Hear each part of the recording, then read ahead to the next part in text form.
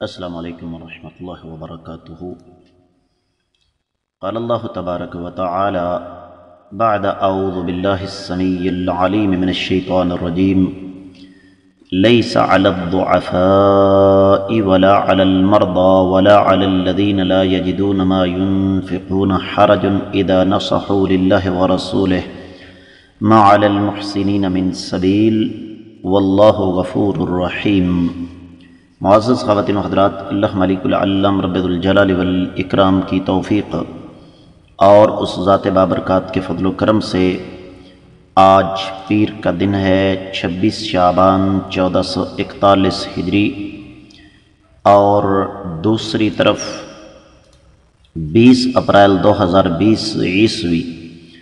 اور ہمارے سبق کا موضوع اللہ ملک العلم رب الجلال والاکرام کی پاکیزہ کتاب قرآن مجید 10واں پارہ سورہ توبہ، اور اس سورہ مبارکہ کی 91ویں آیت مبارکہ۔ اس سے قبل کہ میں اس آیت مبارکہ کا لفظی اور بامحاورہ ترجمہ پیش کروں، آج سے میں کوشش کیا کروں گا کہ جو بھی آیت مبارکہ ہم پڑھیں اس کا موضوع پہلے آپ کی خدمت میں پیش کر دیا جائے۔ تو اس آیت مبارکہ کا موضوع ہے وہ لوگ جو جہاد سے کسی عذر کی وجہ سے پیچھے رہ جاتے ہیں، ان کی 4 اقسام ہیں۔ یہ ہے اس آیت مبارکہ کا موضوع۔ اب اس بات کو ذہن میں رکھتے ہوئے سب سے پہلے لفظی ترجمہ۔ اللہ رب العزت ارشاد فرماتے ہیں، لیسا نہیں ہے علی الضعفاء ضعیفوں پر، ولا علی المرضى اور نہ ہی بیماروں پر، ولا علی الذین اور نہ ہی ان لوگوں پر، لا یجدون جو نہیں پاتے، ما ينفقون جو وہ خرچ کر سکیں، حرج کوئی گناہ، اذا نصحوا جب وہ خیر خواہی کریں، للہ اللہ کے لیے، ورسولہ اور اس کے رسول صلی اللہ علیہ وسلم کے لیے، ما نہیں ہے علی المحسنین نیک لوگوں پر، من سبیل کسی قسم کا کوئی بھی گناہ، واللہ اور اللہ تعالی غفور الرحیم بخشنے والے رحم کھانے والے ہیں۔ بامحاورہ ترجمہ سنیے گا۔ ضعیفوں پر، بیماروں پر اور خرچ نہ رکھنے والوں پر کسی قسم کا کوئی گناہ نہیں ہے، جبکہ وہ اللہ اور اس کے رسول صلی اللہ علیہ وسلم کے خیر خواہ ہوں۔ نیکوکاروں پر کسی قسم کا کوئی الزام نہیں ہے، اور اللہ تعالی بخشنے والے رحم کھانے والے ہیں۔ معزز خواتین و حضرات، امام ابن کثیر رحمۃ اللہ علیہ نے اس آیت مبارکہ کی تفسیر بیان کرتے ہوئے ارشاد فرمایا ہے کہ رب کائنات نے یہاں پر ان عذروں کا تذکرہ فرمایا ہے جن کی بنا پر اگر کوئی جہاد سے پیچھے رہ جائے تو وہ گناہ گار نہیں ہوگا، اور یہ وہ امور ہیں جو پیچھے رہ جانے والے کے ساتھ جڑے ہوئے ہیں، اس سے الگ نہیں ہیں۔ اور ان میں سب سے پہلے ایسا کمزور انسان جو اپنی جسمانی کمزوری یا کثرت عمر کی وجہ سے، یا نابینا ہونے کی وجہ سے، یا لنگڑا ہونے کی وجہ سے اللہ کی راہ میں نہ نکل سکے، بیمار بھی اسی میں آ جاتا ہے۔ اور یہ نیتوں کا حال تو اللہ تعالیٰ بہتر جانتے ہیں، اور اسی میں پھر ایسا شخص بھی آ جاتا ہے جو اپنی غربت اور فقر کی وجہ سے اللہ کی راہ میں نہ نکل سکے، اس کے پاس وسائل نہ ہوں، لیکن اللہ تعالیٰ نے شرط لگا دی کہ اگر وہ پیچھے بیٹھے ہوئے ہیں ان کی نیت صحیح ہونی چاہیے، لوگوں کو بزدل نہ بنائیں، ان کی ہمتیں نہ توڑیں، بلکہ ان کا جذبہ ہو کہ وہ اللہ تعالیٰ کی راہ میں نکلیں گے۔ جس طرح کہ ابن کثیر رحمۃ اللہ علیہ سیدنا ابو ثمامہ کا قول لے کر یہاں پر ہمارے سامنے رکھ رہے ہیں وہ فرماتے ہیں کہ اللہ تعالیٰ کا خیر خواہ وہ شخص ہے جو اللہ کے حق کو لوگوں کے حق پر ترجیح دیتا ہو، اور جب اس کے سامنے دو راستے ہوں کہ دنیا اختیار کر لو یا آخرت، تو پھر وہ آخرت کو ترجیح دے۔ امام اوزاعی ارشاد فرماتے ہیں کہ لوگ نماز استسقاء کے لیے نکلے تو سیدنا بلال بن سعد کھڑے ہوئے، اللہ تعالیٰ کی تعریف کی، نبی علیہ الصلوۃ والسلام پر درود پڑھا اور کہا، اے معزز حاضرین، کیا تم اللہ تعالیٰ کے سامنے اپنے گناہوں کا اعتراف کرتے ہو؟ کہا جی کرتے ہیں۔ تو فرمایا، اے الہ العالمین، اس بات پر گواہ رہنا کہ ہم اپنے گناہوں کا اعتراف کر رہے ہیں،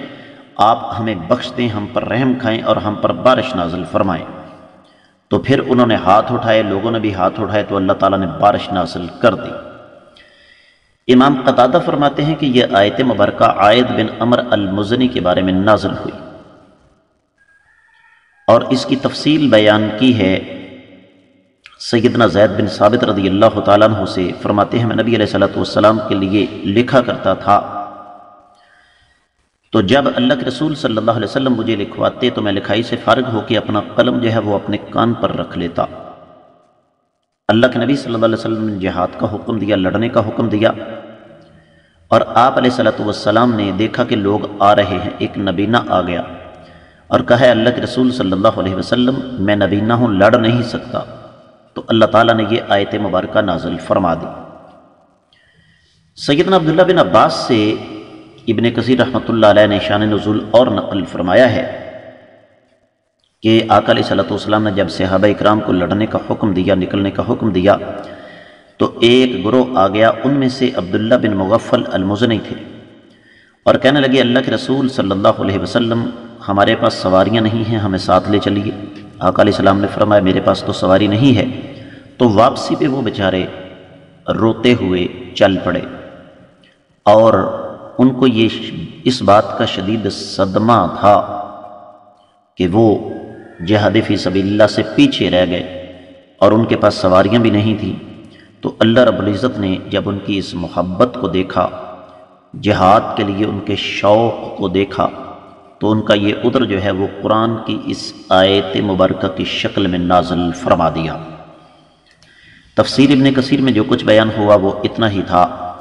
دیگر کتب تفسیر کا جائزہ لیا جائے تو اہل علم یہ فرماتے ہیں کہ ضعفاء ضعیف کی جمع ہے، اور ضعیف اسے کہتے ہیں جو جسمانی طور پر بظاہر درست ہو لیکن کمزوری کی وجہ سے لڑ نہیں سکتا، سفر اور جہاد کی مشقتیں نہیں اٹھا سکتا، جیسے بزرگ ہے، زیادہ عمر والا بچہ ہے، عورت ہے، یا اللہ نے اس کو پیدا ہی اس انداز سے کیا کہ وہ نحیف ہے، اور پھر اس کے بعد اللہ تعالیٰ نے مریضوں کا تذکرہ فرمایا ہے، تو مریضوں میں نابینا اور لنگڑے بھی شامل ہو جاتے ہیں، اور ان میں ہر وہ شخص آ جاتا ہے جو ایسے مرض میں مبتلا ہو جو سفر اور جہاد کی مشقتیں اٹھانے کی راہ میں رکاوٹ ہو۔ پھر اللہ تعالیٰ نے ان فقراء کا تذکرہ کیا ہے جن کے پاس جذبہ تو ہے لڑنے کا، لیکن ان کے پاس سامان نہیں ہے، زاد راہ، سواری، اسلحہ اور دیگر چیزیں نہیں ہیں۔ تو اللہ فرماتے ہیں ان تین قسموں پر کسی قسم کا کوئی گناہ نہیں ہے۔ پھر امام فخر الدین الرازی فرماتے ہیں کہ اس کا معنی یہ قطعی طور پر نہیں ہے کہ ان پر نکلنا حرام ہے۔ اگر ان میں سے کوئی نکل کھڑا ہو صرف اس لیے کہ میں جب نکلوں گا ساتھ تو میری وجہ سے ان کی تعداد زیادہ نظر آئے گی یا میں ان کے سامان کی حفاظت کروں گا، تو جائز ہے، بشرطے کہ وہ مجاہدین پر بوجھ نہ بنے، اور یہ اطاعت اللہ کے ہاں قابل قبول ہے۔ اور رب کائنات نے ان پیچھے رہنے والوں کے لیے پھر ایک شرط عائد فرما دی، اور وہ شرط کیا ہے کہ ان کے پاس ایمان ہو، دین کے مطابق عمل ہو، اور وہ لوگوں کو پیچھے رہ کر جہاد کے لیے ابھارے۔ اور پیچھے رہ کر جو مجاہدین کے گھر ہیں ان کی خیر خبر لیتا رہے، نیکی کی راہ پر چلتا رہے، ان کے لیے دعا کرتا رہے، نبی علیہ السلام کی رسالت کی تصدیق کرنے والا ہو، آقا علیہ السلام کے احکامات کو ماننے والا ہو، جن چیزوں سے نبی علیہ السلام نے منع فرمایا ان سے باز آنے والا ہو، نبی علیہ السلام سے محبت کرنے والوں سے محبت اور نبی علیہ السلام کے دشمنوں سے دشمنی کرنے والا ہو، آقا علیہ السلام کی سنت کو زندہ کرنے والا ہو۔ تو ایسے لوگ جو ہیں ان کو اللہ تعالیٰ فرماتے ہیں ما علی المحسنین من سبیل، جو قول اور فعل سے نیکی کی راہ پر چلنے والے ہیں ان پر کسی قسم کا کوئی گناہ نہیں ہے۔ اور یہیں سے اہل علم نے استدلال کیا، تفصیل الخازن میں یہ بات لکھی ہوئی ہے کہ ہر مسلم جو لا الہ الا اللہ کی شہادت دیتا ہے، نبی علیہ السلام کی رسالت کی گواہی دیتا ہے، دل اس کا صاف ہے، لیکن اس کے پاس اگر جذبہ جہاد موجود ہے لیکن لڑنے کی راہ میں کچھ چیزیں رکاوٹ ہیں تو رب کائنات اسے اجر و ثواب عطا فرمائیں گے، کیونکہ اللہ تعالیٰ غفور الرحیم ہیں، بخشنے والے مہربان ہیں۔ تو اہل علم یہ فرماتے ہیں کہ لڑنے کی جو تکلیف ہے وہ 3 قسم کے لوگوں سے ساقط ہے۔ سب سے پہلے ضعفاء، دوسرے نمبر پر مریض اور تیسرے فقراء۔ ان تینوں کو اللہ تعالیٰ نے جہاد سے مستثنا کر دیا ہے۔ صحیح بخاری اور صحیح مسلم کی روایت ہے، سیدنا جابر رضی اللہ تعالیٰ عنہ فرماتے ہیں کہ میں نے آقا علیہ السلام کے ہاتھ پر بیعت کی، نماز پڑھوں گا، نماز قائم کروں گا، زکوٰۃ ادا کروں گا اور ہر مسلمان کی خیر خواہی کروں گا۔ تو یہ جو احسان ہے یہ خیر خواہی کے معنوں میں ہے معزز خواتین و حضرات۔ تو ہر وہ شخص جو مسلمانوں کا خیر خواہ ہے وہ محسن ہے۔ اور یہ اصل میں اللہ تعالیٰ نے بات کی منافقین کے مقابلے میں، کہ منافقین جو ہیں وہ یقینی طور پر جھوٹے عذر پیش کرتے تھے اور جہاد سے پیچھے رہتے تھے۔ اور اس موقع پر آقا علیہ السلام کی وہ حدیث بھی ذہن میں رکھنی چاہیے، صحیح بخاری اور صحیح مسلم کی۔ آقا علیہ السلام نے فرمایا تمہارے پیچھے کچھ لوگ بیٹھے ہیں، تم جو بھی سفر کرتے ہو، جو بھی اللہ کی راہ میں خرچ کرتے ہو، جو بھی وادی کراس کرتے ہو، وہ تمہارے ساتھ ہیں۔ صحابہ نے کہا جی وہ ہمارے ساتھ کیسے ہیں؟ وہ تو مدینہ میں بیٹھے ہیں۔ فرمایا ان کو عذر نے روک رکھا ہے، عذر کی وجہ سے وہ تمہارے ساتھ نہیں آ سکے، ورنہ اجر میں وہ تمہارے ساتھ برابر کے شریک ہیں۔ تو میں امید کرتا ہوں کہ یہ آیت مبارکہ آپ کو اچھی طرح سمجھ آ گئی ہوگی۔ اللہ تعالیٰ نے چاہا تو انشاءاللہ ہم چوتھی قسم کل کے سبق میں پڑھنے کی کوشش کریں گے۔